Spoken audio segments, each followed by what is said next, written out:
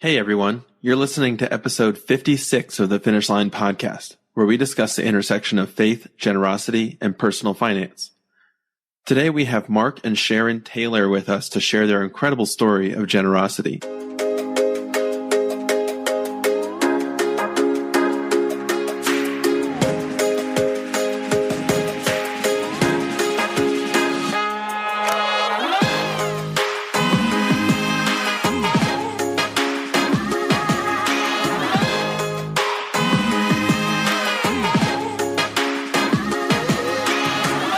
Hey everyone, welcome to the show. My name is Cody, and I'm here with my co-host and brother Keelan. In this interview, we talk with Mark and Sharon Taylor, who own a real estate business in Florida. Mark and Sharon have taken some phenomenal steps of generosity, specifically delving into making complex gifts through real estate, which we don't get to talk about all the time. They also have created a strong culture of generosity in their family, incorporating their kids into many of their decisions along the way. Stay tuned to hear all they had to share. Before we get started, I just wanted to ask one big favor of you guys. If you've been listening to the show for some time and want to support what we're doing, one very easy and free way to do that is to leave us a review on Apple Podcasts. Just write whatever you like about the show and you'll help others find us. And of course, don't forget to subscribe to the show so you're the first to know when new episodes come out. And with that, let's get to the interview. We have Mark and Sharon Taylor joining us today. Thanks so much for being with us and taking some time to have a conversation with us, guys. Thank you for having us. You're very welcome. Can you tell us a little bit about yourselves, where you're from, how you were brought up, and maybe your faith background? I'll go first. I was born and raised in a really tiny town in Florida called Town, which is back then was a Czechoslovakian community, so very ethnic, very traditional upbringing. Our church at the time, the Lutheran church, was like one of the only churches in town, and the services were even held in Czechoslovakian language. So there wasn't a church to go to for a long time. But finally, when I was about in middle school, they got an English pastor. So that's when we really started going to church. And that's when I came to know the Lord, was as a youngster. Funny story, I was the church organist when I was in middle school and high school because there was no one else around who could read music. That was kind of crazy. But I had one sister. I was raised by a stay-at-home mom and a dad who worked a lot. And my father was really an amazing businessman and entrepreneur. I mean, he started off as a chicken farmer and ended up being the president of a hospital. And along the way, did lots of real estate investment and things like that. So he just had the gift for entrepreneurial ventures. But he was really great about talking about business to all of us. So as I grew up, I learned a lot about business. And in fact, he would make us partners in different companies that he set up. And so we would have meetings and we would learn all about how business worked. Another thing that was a little bit unusual about our family was we traveled a lot. And for the place I grew up in, that was highly unusual. But we traveled all over the world. And as such, I got a very different worldview than a lot of people that I grew up with did. I saw people live in all states of poverty and all kinds of different situations. And it really had a big impact on me, which continues to this day. After high school, I went to the University of Florida undergrad and law school. And during that time, I met my wonderful husband, Mark. And so you can tell about yourself. My story is a little different than hers. There are a few similarities, but not too many. I came from a fairly dysfunctional family. My parents were divorced when I was a year old, and that was long before that was fashionable, if you will. It's more fashionable in today's world. We lived in 12 different houses before I was 18 years old. My parents were both college graduates and worked really hard in their jobs. For me, in regard to business, I will tell you that I grew up watching my parents just complain about their work most of the time. They seemed to like it, but they complained about their boss, about their work, about how much stress they were under, whatever it was. And early on, I pretty well decided that I was going to try to work for myself. And so that was a goal I had. And so that if I complained about the boss was going to be me. In my faith journey, I got baptized as an infant, went through confirmation classes in the Episcopal Church. We went to church occasionally. There was no standard for us to be there all the time. I mean, there was discussion that went on. about the church and Jesus, but it was more traditions than it was any kind of personal faith. I didn't understand that till much later. Actually, I was 37 years old before I actually got to the point where I had a personal faith in Jesus. So that went on for a long time. My mother has an accounting background, and so the similarity between me and Sharon is that she talked a lot of business stuff. So I knew accounting terms as a pretty young person, capital gains and basis. Those were terms that were thrown around our dining room table that most people, even adults I know almost my age, don't know what those mean. So I knew them as a teenager. So that was helpful in the world of business to know some of those terms. When I married Sharon, she was a pretty strong Christian. And it became obvious to me if we were going to be together, dating first and then being married, that we were going to go to church. And so that was part of it. And I decided that I would do that, of course, because I needed to. Also, there was a time when that was the thing you did on Sunday. I mean, people went to church because that was the socially accepted norm. I'm not sure that's the case today. I hurt for that, but that's where we are. As we began to have children and raise our children, the church that she grew up in was very, very small. There was no youth group. There was no really good children's program. The pastor, while a nice guy and the guy who married us, wasn't tremendously challenging when it came to challenging us to have any kind of relationship with the Lord or to really even be in our Bibles. And so we decided to make a change. And it was a difficult one because her parents, every Sunday we had Sunday dinner at her parents' house after church. And so when we moved, that was a difficult thing to do. But those 3 years from the time we moved till the time I accepted Jesus were just incredible for me. Interestingly enough, I digress for a moment. In the Lutheran Church, there's the governing body within the church is called the council. And I was president of the council at our church before we moved, and I really wasn't a Christian. I was a good guy, thought I was a good guy, did a lot of good stuff, but just didn't have that yearning to live for Jesus. And so at 34 years old, when we made the move, I became surrounded by people who started telling me, hey, you need to search out the scriptures for yourself. We sat under a pastor who challenged us to do things. For example, I'm a guy who ponders questions sometimes. Sometimes I get Pete for it because I ponder them too long. But, one of the questions I remember him asking was, if you're a businessman, you put on a great face on Sunday, but how do you treat people on Monday through Saturday? That was a question that really, had an impact, huge impact on me 30 years ago almost, and just to know. And so that was part of it. And we began to seek Jesus a little bit more. We also got to the point where we were really interfacing with just Christians. That became our friends. And so that's sort of the faith journey. Our kids grew up in church. We're real proud. We have a son and our daughter. Our son is a pastor. Our daughter is a leader in her church and leads Bible studies. And they're grounded in the faith. And I don't think that would have happened had not we sought the Lord the way we did back in those days. I know you have a real estate background. Can you tell us a little bit about your career path and what got you into real estate and how that business has evolved over the years? Well, yeah. First of all, we were involved in lots of family businesses. As Sharon told you, her dad was just a serial entrepreneur. He just had the gift of being able to do things. And he was great about teaching us to do business as well. He included us as partners early on in various businesses. But I will say that he was the man. Okay, so it was a little bit difficult in a family business, and that may relate for some of your listeners, is as a younger part of a family business, trying to interject your ideas into the family business can be difficult if the patriarch isn't very willing. And as a patriarch, where I am today, it's sometimes a little bit difficult to accept those interjections if I'm too prideful and not willing to let my kids give me some advice. So we went through several different businesses. Well, let me say this. He had done some of what we had done early on in business. He, as a hospital administrator or president, we had some commercial office buildings that were specific to medical offices. And with his connections, that was something that we were able to do. The company that he actually ended up selling out to and working for didn't want to be in the real estate business. So our family built some medical office buildings at that time because they didn't want to do that. So part of my initiation, if you will, was to manage some of those buildings, handle the tenants, and so forth. The other thing that happened was early, before I was ever married into the family, he would take large tracts of land and then split them up into acreage tracts and then sell them.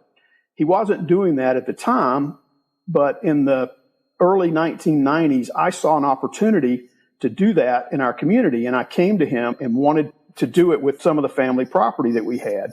And he said no. So that's why I relate the story of sometimes you have ideas and then the patriarch says no. Well, I just knew it was going to work. I felt it was going to work. And so Sharon and I did it without him, without anybody else in the family. And it did work. And it was scary because we had to borrow a bunch of money to do it. We made an offer on a piece of property, and the realtor said, there's no way those people will take this. No way, no how. We had to ask them to finance it for us. And they said, no way, no how they're going to do this. And all of that was all happening during this coming to Christ time for me. And I just think that was all part of it, was he gave us the opportunity to move separately from some other business ventures that we had been involved in at that time. So that's how we got started. We bought several hundred acres and then split it up into 10-acre tracts, because in our area, there's a lot of gentleman farmers who like to have a tractor and a cow, and they think it's really a lot of fun. And then about 18 months later, they either decide this is a lot of work, or they say, well, I still love this, and they keep going. So that's really how we got into the business. And since that time, we've done a lot of different things. We've done some commercial. We've done some residential. We don't do much in the way of very large-scale infrastructure projects for your listeners who may know. So when you have to put in lots of water lines and sewer and a lot of pavement and roads and bridges and things, that can get real expensive up front. So our specialty has really been to find properties that have sort of problems with them, solve those problems, and then sell them to a developer who would go ahead and do some of that work. And that's really what we've done over the years. We've been doing it since, I think, 1994 is when we bought that first piece of property together, just Sharon and I, and have been doing it ever since. And like our father-in-law, we have included our children in all of these ventures as well. So they have been partners with us along the way and are doing well in their own right too. So that's how we got in it anyway. Well, Sharon, I think you mentioned that you had a strong faith early on, and Mark, you were taking ownership over your faith journey in your 30s. And I'd love to hear from each of you how your faith impacted or shaped the way that you approached business and how you navigated these periods where you're enjoying economic success. I've always been very desirous of being obedient to the Lord. So I always wanted to do things the right way, on the straight and narrow, and, make sure we did everything the way we're supposed to. We probably passed on a few business ventures we could have gotten into because we just weren't 100% sure that's how things would work. We didn't want to be on the edge there. We wanted to do the right. But I always felt God blessed that, And as we started getting into these properties and things like that, we would go to the properties, we'd pray about it, we'd try to decide, is God telling us to buy this one? Is he telling us to make an offer on it? What are we supposed to do? And anytime we have really listened, God has just blessed us and just led us down the right way. Other times, if we just sort of would go ahead without that, things didn't go quite as well. So, we've worked really hard to do that. And as Mark has, became a Christian and more grew in his faith and all, and he really has become much more so that way. And that guides all the decisions that he makes. Yeah, I would add, as we changed churches and we went to more challenging Bible studies and getting into the scripture, we had a pastor who would tell us, don't depend on what I say. Look at the scripture and see what it says for you. And so we began to measure our business against a biblical standard. And it wasn't against the world standard anymore. And there were times when I'm like, we're both sort of, oh, I don't know about this one. And there were times when we had situations where one of us, usually me, was like, we can do this. And Sharon would say, well, I don't know how God's going to honor this exactly. And so we would just stop and reflect on that and really pray about it, she especially. And we began to do crazy things like tithe. Oh, my goodness. What a concept. We had always given to the church, but we just sort of gave. It was like, okay, well, this sounds like a good number. Let's just give this number. We'd heard about tithing, but we had a challenge at our church. Hey, how about you tithing? We took it seriously, so we did. And then before you know it, I hate to sound like the prosperity gospel or something like that, but it just seemed like when we were honoring God, he was standing there with us. I mean, he was always there, but it was like, wow, this is really cool. That really made us want to do more. But I think God does that as a way to teach and grow us. It's not the monetary blessing. It's like, here, you can trust me. Learn from this that's happening. And he was really gracious about that. I've been to a few generous givers and other seminars. Our church has a general assembly every year, and I went to one of their financial things one year, and it was interesting because the speaker said he gets the question of, well, I can't really tithe. I can't afford to. And he said, well, just start, 1%. Start at 1% and see what happens. And then he gets the question of, this was definitely us at one point, I can assure you this, of should you tithe above the line or below the line? His answer, which was a great one, I thought, was just pick one. And then once you do it, then you'll figure out where you ought to be. And I can assure you that there was a point in time when we were not where we are today in that regard. And it's just been incredible how God's blessed it when you're faithful. And so we just keep expanding our borders, if you will, in this area. It's really been good. Yeah, and I know you guys have had quite an interesting journey in generosity, starting from where you took that first step of beginning to tithe. What did it look like for God to kind of stretch you guys from there along the way?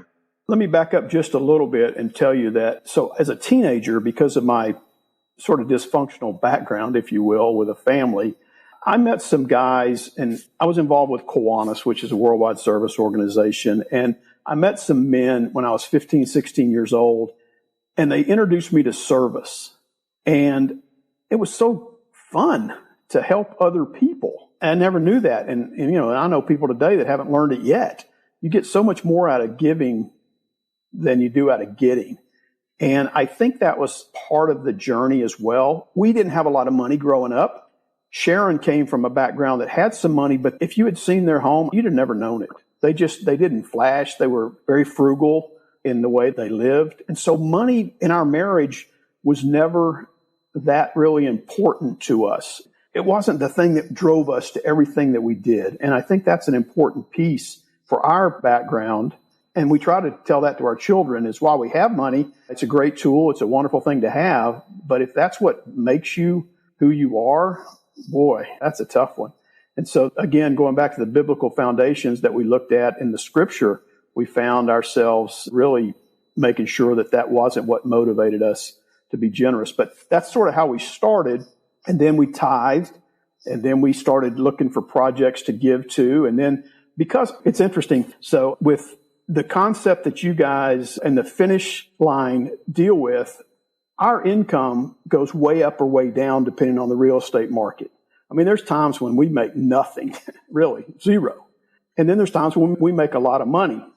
And so tithing is a little complicated because how do you figure out 10% of zero this year and whatever the next year? But it gives us the opportunity of when we have some windfalls to do some really cool stuff, so more than we give out of our extra. So we started doing some of that as well. And then probably about 5 to 6 years ago, my wife started reading some books, and I'll let her take this part from here. And this part has really changed where we are. I read The Treasure Principle and some of Randy Alcorn's other books and just felt very convicted about it because we have been blessed, and I've always felt that it's really up to Christians because who else is going to support ministries around the world if it's not Christians? Anybody can give to the Cancer Society, the Heart Association. Those are all fantastic things to give to, but to support ministries, to spread the gospel, it's only going to be Christians supporting it. And if God has blessed you as a Christian with money, well, hello, there's a reason you need to be doing it. And so anyway, that really got me motivated and talking to Mark about it. And in one of his books, he mentioned generous givers. Well, I had never heard of generous givers, so I started looking it up and everything. And just so happens, as God works, there was a generous givers conference in Orlando that year, which is only like an hour and a half from where we live. So I worked on Mark, and he agreed that we should go to the Generous Givers Conference. And it was really kind of life-changing for both of us. In fact, I would say that's probably the first time we heard the finish line concept that you guys talk about. Someone who was one of the speakers talked about, hey, we got a certain income and that's enough, and we're going to give everything over and above that away. One thing that happened generally in this same time period, maybe a little bit earlier, was, again, I told you I ponder these questions sometimes, and I ponder them too much, but somebody posed a question to me about how I was going to finish life well. I am currently 63 years old, and I am beyond halftime, if you will. And I think it's important to know how you're going to finish life well. I think it's also important for a 20-year-old to know how they're going to finish life well. But for us, we start to think about those things. And so as we thought about how we were going to finish it well, we just knew, God just clearly opened our eyes, and the Holy Spirit, in that we wanted to do more for the kingdom. And we've just decided that's part of what we want to do. And that is where we are. And so the Generous Givers Conference, we met some people that had some radical giving ideas. I'm like, whoa, you guys are doing what? That was sort of my thought. And we met them. And then at the same time, I sought out a Christian financial advisor. Now, if you Google Christian financial advisors, you're going to get about 10 million hits or something off of it. I think there's a difference between being a Christian who is a financial advisor, and Cody, I may be stepping on your territory here, and a financial advisor who advises his clients as to what their Christian responsibilities ought to be. Because you can be both, and it's fine. But we met a man, his name is Jim Wise. He's with the Ron Blue Trust Investment Group. And he put us through some exercises to sort of determine what exactly was our, I'm using the term responsibility for the Christian world, because I think we as Christians have a responsibility. And so part of what we did was we created, or I guess it's Kingdom Advisors, I think, create silos to figure out where your heart is and what God would want you to support. And you should pray about it. So that was sort of the next step from us after going to Generous Givers. We went through that. I will say at Generous Givers, we kept hearing about the National Christian Foundation, NCF, or this and NCF that. And I'm like, what is that? And again, it's just opening my ears, our ears, and listening, hearing about things that are going on have just been great for us in the last 5 to 8 years to hear about ideas and thoughts. I am personally a guy, it was sort of crazy for me when I looked at some of the guests you've had on. I am not a great ideas guy. I'm not this huge visionary. I just go and do stuff. And I think, to me, if I had a message on your podcast, was that, we all want to be that person that goes and gives pure water to everybody in Kenya. Okay, well, most of us aren't going to ever be those people. But if we're just faithful and do what we should do and do a little bit more than that, then I think God will honor that. And that's what we want to do. But in order to do that, you have to sort of figure out what your heart and passion is to do for Christ. And that's what we've done. And so we have a couple. One of them for me is the advancement of the gospel. I just think that's an important piece that has to happen. I mean, the scripture says that when, the last have heard, then Jesus is going to return. So that's an important thing for us. So that's something we support.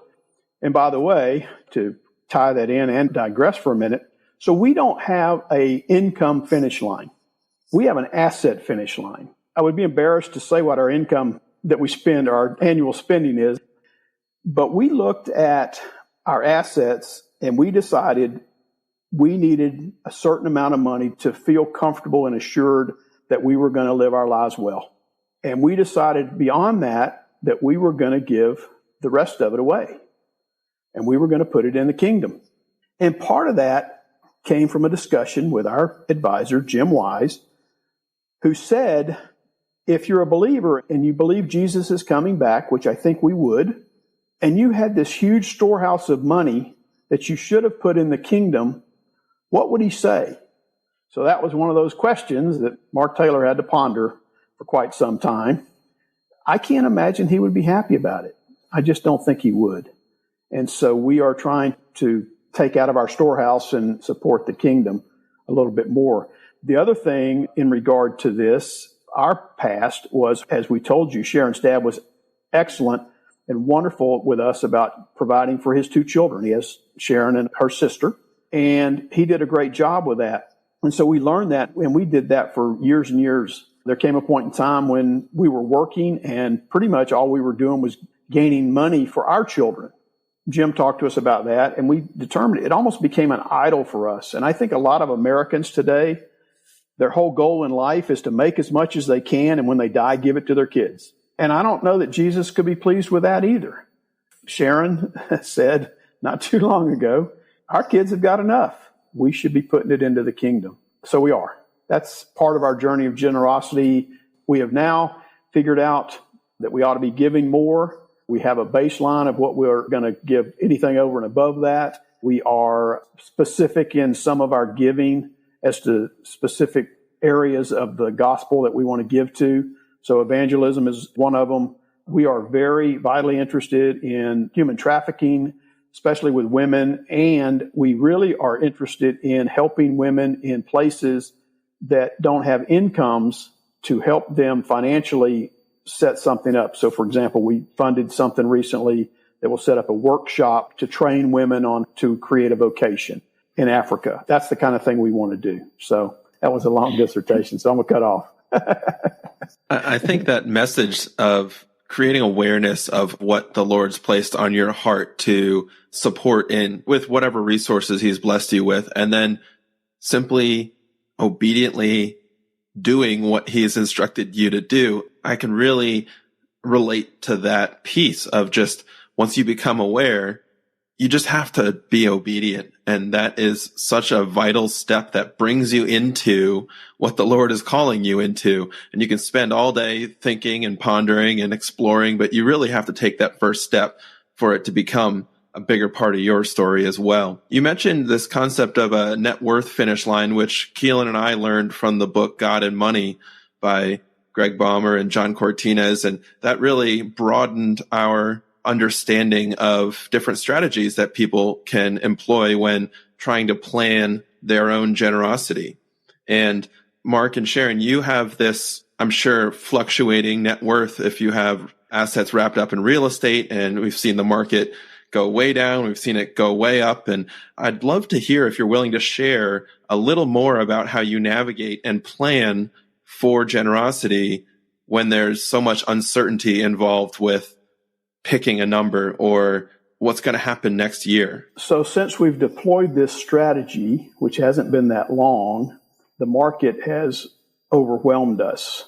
Now, 2022, of course, will be a little bit different, but we, at the Generous Givers Conference, or maybe at a NCF conference, I don't know, we heard about the concept that some people would give away 100% of their adjusted gross income. Well, let me back up and say, when we first went and met with Jim about our financial thing, he did a projection. We told him at some point about how much money we'd like to keep for us through perpetuity till we die. And then, by the way, when we die, most of that's going to go into our giving fund. Our kids have gotten what they're going to get. And they know that. We're not telling secrets. They know it. But he gave me a number as to how much money I could give away every year and still be okay. Well, I didn't trust him. So we tested we didn't really give. So we tested it. We didn't really give quite that number away. Oh my goodness, it was crazy. Our net worth went way up. So I said, okay, well, give me another number. So he gave me the second number the second year. I think I pretty well believed him the second year. I'm not sure for sure, but then it went up again. I'm like, come on, man, we're trying to get rid of this stuff. And so it's just been one of those things where we're like trying to figure out what's the number we can give away till we start going backwards.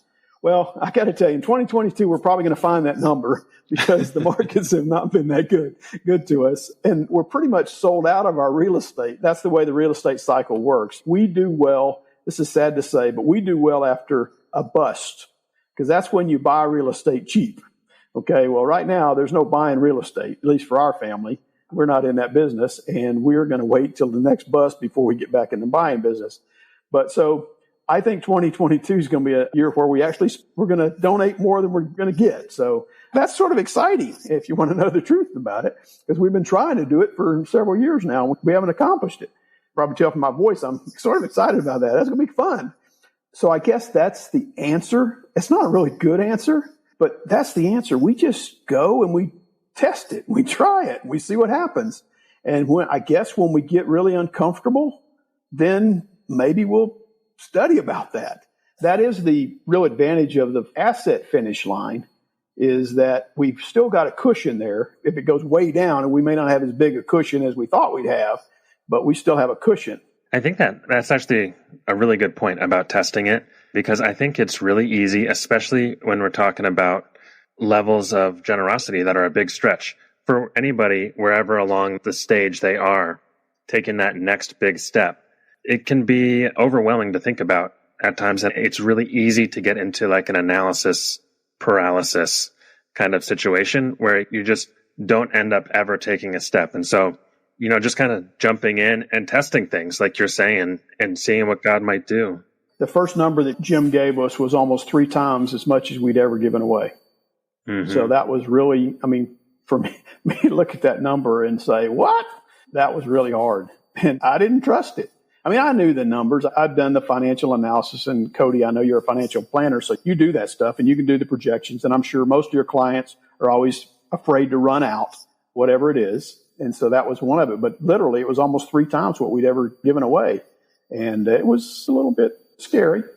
And then I'm not scared about it anymore. That's the really cool part. I'm not scared anymore. I'm ready to go. We're not scared. We're doing it together. I think one thing that was really interesting, though, when we started this route of generosity was I always imagined it would be so easy to give money away. Oh, we'll just write a few checks and it's hard. It is really difficult to pray and to ascertain who to give to, how much to give locally, how much to give internationally. It's really stressful. It's because, you want to do the best you can, and you want to be honoring to God and, you want to do what he wants you to do. But it's difficult. I don't know if other people have that problem, but we do. We just kind of like, okay, it's that time of year. We need to sit down and do it. We do it a couple of times a year. It's like, okay, I thought it would be so fun. And it's hard. It's hard. So it is fun, though. Don't take it that away. It's really a lot of fun, but determining the final go round is sort of difficult. Yeah. Yeah. And in fact, that's one of the things. So how we probably got to you guys was we made a donation through NCF to a giving fund we were in the process of selling a piece of real estate, and we made a complex gift with them to make it happen. And sort of the reason that worked that way was we had set up a family foundation. We still have a family foundation and we use it, but it's small. And sort of our hope was that it would be big when we sold this piece of property. And then maybe one of our children might even come in and, be the executive director or something like that. But they've got their own lives and they're still interested. They're generous too, but that's just not in the cards. So when we learned about NCF and the ability to put it in a donor advised fund and then work through some things over time, it really made it a lot better for us and our family. Although we still have the foundation, and one of the things we're teaching our children and hopefully our grandchildren, Sharon can share a little bit about that. Yeah, why don't you do that? Why don't you talk about that a little bit? Oh, well, our family foundation, we get together every Thanksgiving when the whole family is together, and the 6 of us adults, our son, his wife, daughter, her husband, we have a certain amount of money we're going to give away, and everyone brings ministries that they would like to contribute to. And we discuss them all and ask each other questions about them all. And then as a group, we decide how much we're going to give away to each one. It's really fun because you get to sort of learn your kids' hearts, like what are they passionate about and what are they really interested in? And they change year to year. Adoption is a big thing in our family right now. Our son and his wife have adopted 2 kids, and our daughter is in the process of adopting from China. They got matched the month before COVID hit. And so though they've been matched all this time, they've been unable to go get him. So, it's difficult. But so they're very supportive of adoption related ministries and things. So it's interesting to see how it's gone. And our hope is this year maybe to bring in our oldest grandson, who's 7, but quite opinionated on things and very intelligent. And so I'm hoping, maybe to get him involved and find out, what would he donate money to? What would be important to him? So we're going to start training him up early, as best we can. Yeah, that's a great idea to involve all of them.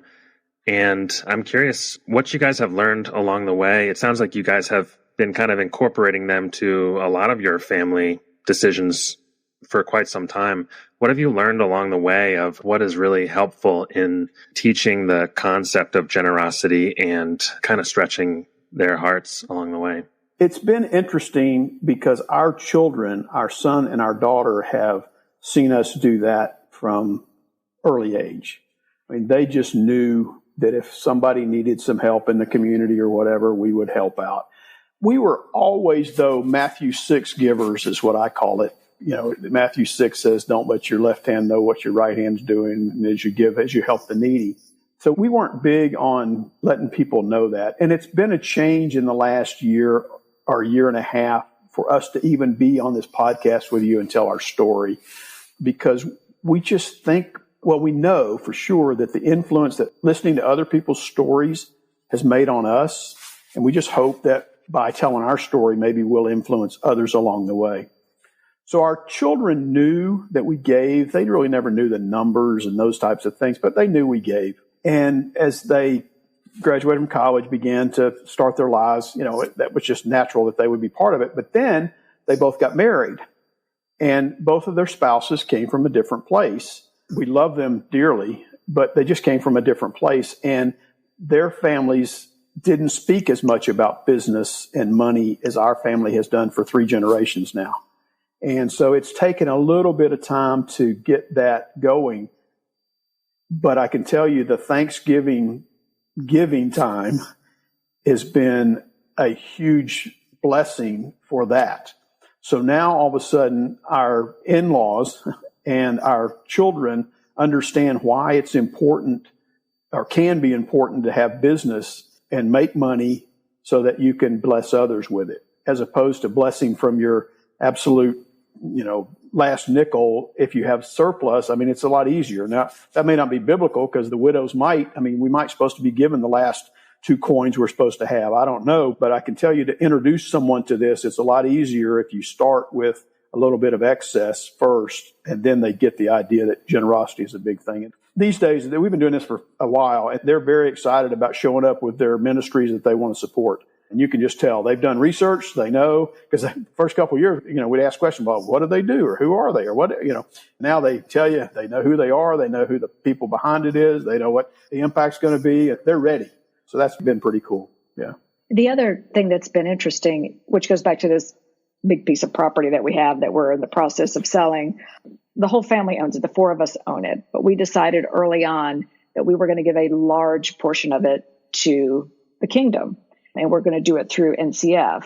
And, you know, the kids knew from day one that's what was happening. And so, you know, they were right on board with it. They're like, yes, of course, that's what we should do.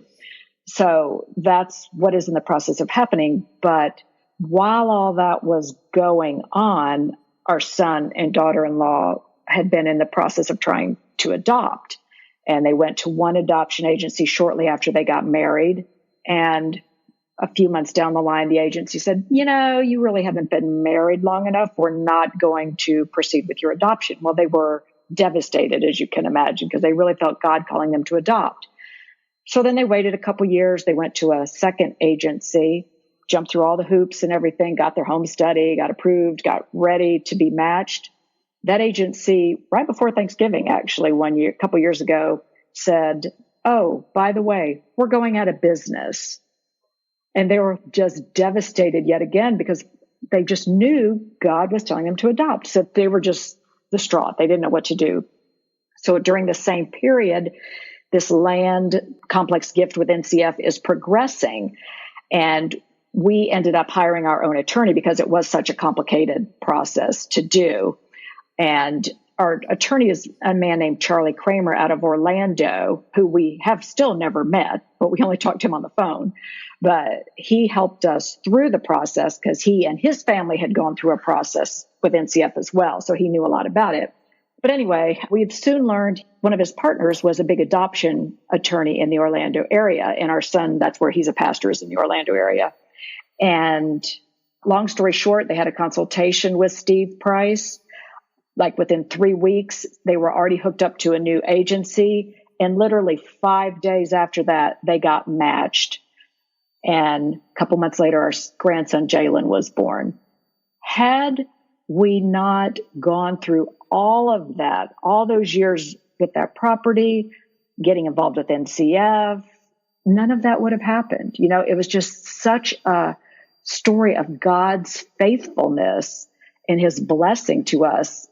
Mark dealt with that property for probably 8 or 10 years, getting all kinds of zoning things done on it, working out all kinds of easement issues, just all sorts of difficult things that had to be worked out. And he just kept doing it, very steadily all the way through. And then at the end, we ended up with a grandson, which who'd ever put those two things together? But it was beautiful. And it was just a beautiful testimony of what God does, how he works. Yeah, that's a great story. And I think those kinds of experiences really open your eyes to opportunities to provide knowledge, expertise, other types of resources to someone else who might navigate some version of that same experience. But you talked about this family gathering over Thanksgiving or during the Thanksgiving time frame, and everyone comes prepared with their research on different ministries. And I'm really curious how that evolved, because I imagine that if it's a new concept to a family, it might be difficult to figure out where to start, starting from what's important to me. What do I have? What resources do I have that can support that?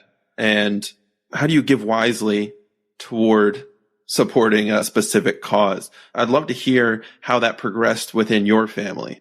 So for our son and his wife, it's a little easier because he's a pastor. So he is exposed to things where there would be need. But he and his wife are very active in their community with lots of different organizations, and they are involved with just lots of different things. I go through a whole list, but that's not necessary. And they just hear about things that need to be funded. So, for example, I know one year there was some project where I think it was a teacher, but she was needing art supplies to do a weekend program. It wasn't it wasn't anything to do with school, but she just needed art supplies. So we just funded a bunch of art supplies for her. They heard about that from somebody who heard about it from somebody, and they just are very involved in that kind of thing. Our daughter, she moved to South Carolina. She's been up there about 4 years now, but has become more involved in that community. And she's very involved in the adoption community. She's a Christian writer, so she's involved in those. She's very involved in their church. So she hears about things that way. I think that's an important piece, is to have your ears open for what you would want to donate to.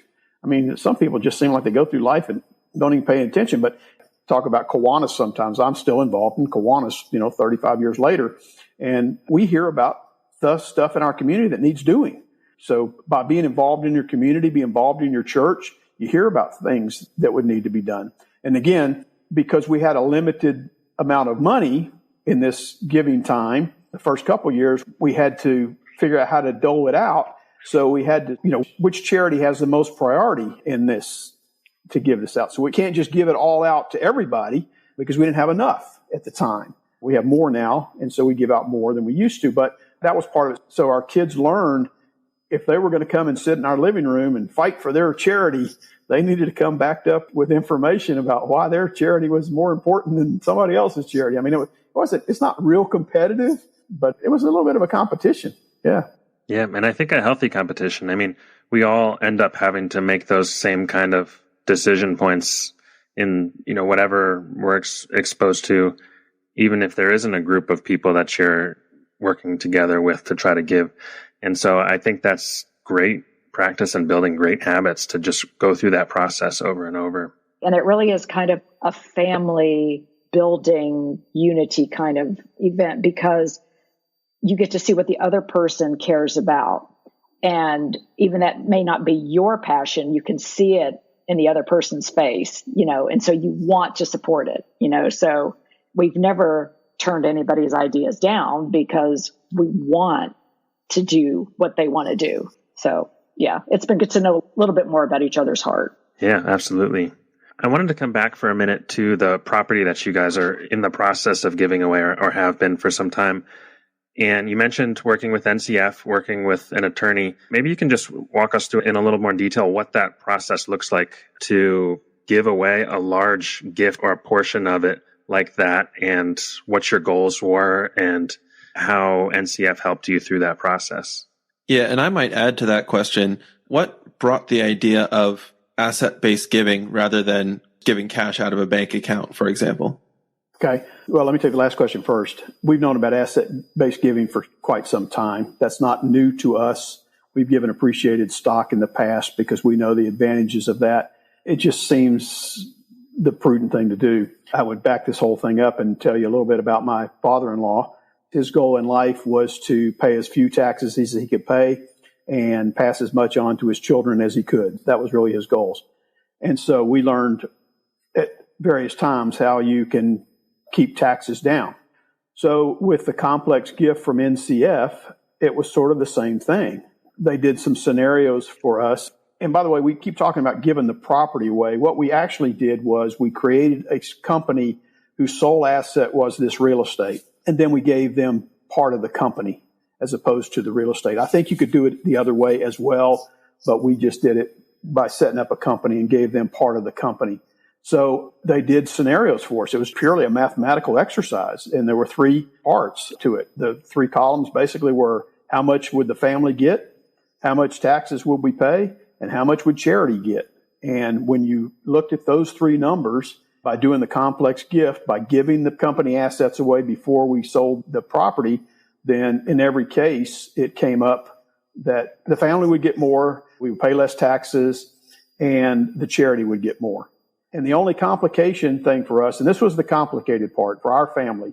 So you mentioned assets. So part of the reason it's easy for us to set an asset goal is we don't have a lot of income sometimes. I told you that earlier. We are a capital asset-based family. When we sell assets, we buy groceries. When we don't sell assets, we don't buy groceries. That's just the way we work. And we've done that for a long, long time. I haven't had a job and pulled a salary for, I can't tell you how long. And that's why it's hard for me to have a finish line with a salary because I don't get one. So by doing that, with the three columns, we sort of knew exactly what was going on. But the problem was we were not going to be able to deduct the taxes until the property was sold. We entered this agreement with them before the property was sold because you had to, under IRS rules, you have to be in the process before you have a contract. We didn't have a contract at the time. And we didn't know whether that property was going to, in the real estate business, anybody who knows anything knows it goes up and down. And it's up right now, but it could go down. And so we didn't know whether we were going to sell it a year from the time we went in this deal with NCF or if it was going to be 5 years or whatever. And you only had a 5-year window to deduct the donation. And so fortunately for us, it was about 18 months after we made the donation that we entered the contract to sell it. We've sold about half of it now, and hopefully this year we'll finish the sale. There's some things we have to deal with. But anyway, so we'll come out whole in it. But anyhow, Cody, back to your question of the assets. I mean, that makes a lot of sense. And then it's just really a mathematical exercise. And if a donor just gives cash, it's so much easier for the donor maybe, but it's not very smart because you're going to give a lot of money to the government that you could easily give to the kingdom instead. That to us is the important part. We just want to give as much into the kingdom as we can. So our goals that are different than my father-in-law's are to dodge the taxes as much as we can and get as much money into the kingdom as we can and also take care of our family. So that's a big difference for us. Sharon, you mentioned that these kinds of decisions of where to give, how to give, they can be challenging at times, but it's also a joyous activity and it's fun and it creates, I think, a deep sense of joy within the givers, especially, but also, the family, the other people involved. And I'm hoping that you each could share something that you're excited for coming up in the future. Well, I am really looking forward to seeing the fruits of what we've given to, I guess maybe the way to say it. We've donated to certain projects that have a deadline on them. They're going to run this project for 2 or 3 years, and then there should be a result at the end. I'm excited to see that. How many people were helped? How did it all come out? I'd love to see that.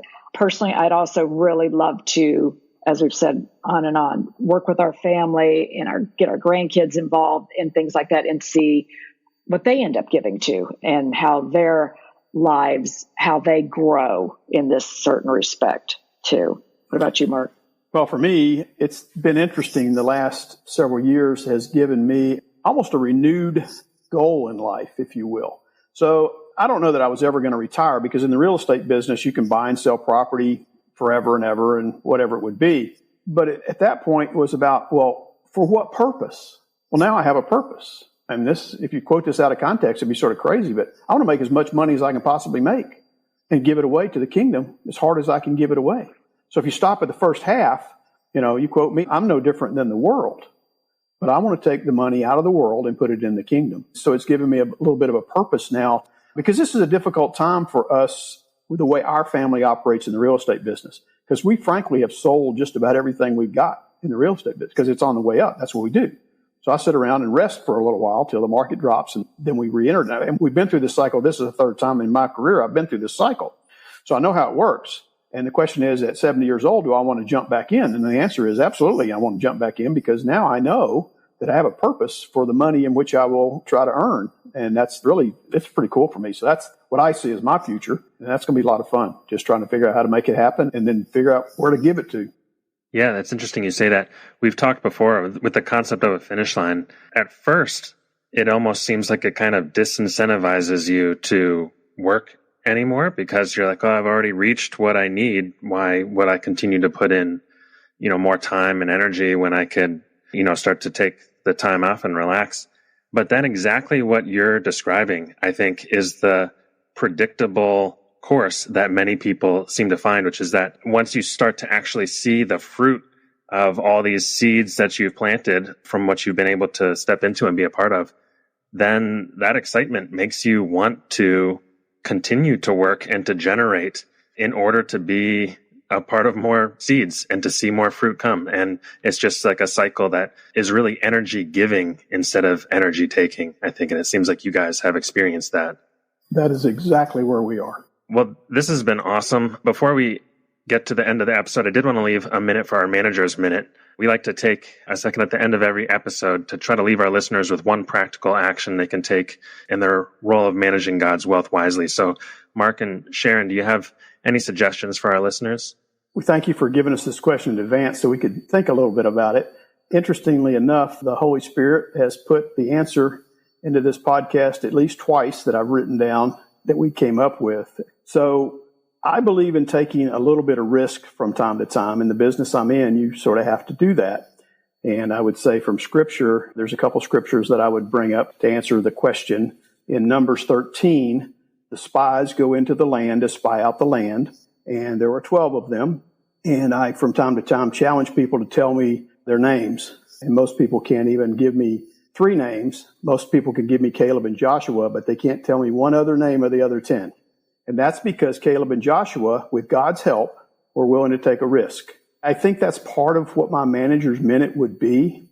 I see so many people that worry so much about, I'm only going to give my money to someone or something if I know exactly where they're going to spend it and how it's going to be spent and the financials are there. I'm not going to give a guy on the side of the road $5 because he might go buy beer with it. And we would never encourage anyone to not vet some of the things they give their money to, because we do that. But there's a first step, and that's what's come up. This will be the third time in this conversation today. There has to be a first step for everybody.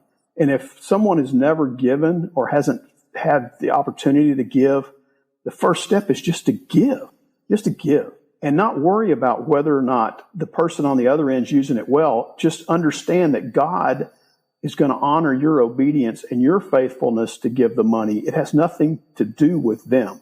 And I think that's the thing that so many people miss the passion of this, because they just want to make sure that every dime that they have is spent well. And the thing that we didn't talk about that's so important is it's not ours. God owns it all. And he'll do with our money what he'll do with our money. And if we give it to the wrong place, then he'll do something with that too. So that would be what I would say. Yep. Amen to that.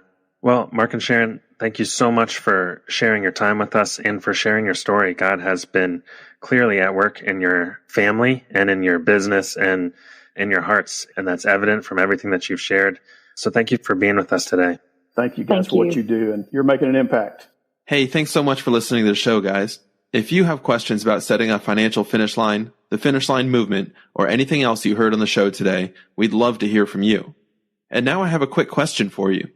Do you know anyone who's living a life filled with generosity, purpose, and mission? If so, we'd love to talk to them. They don't need to have a financial finish line, and they don't have to have all the answers. Just a heart to steward God's wealth to the best of their ability. If you know someone like that, we'd be honored if you would connect us. You can reach us on Instagram at Finish Line Pledge, through our website at finishlinepledge.com, or by email at hello@finishlinepledge.com. And finally, if you want to find our references or links from today's show, you can always find them in our show notes at finishlinepledge.com/episode 56. That's all for today. We'll see you next time.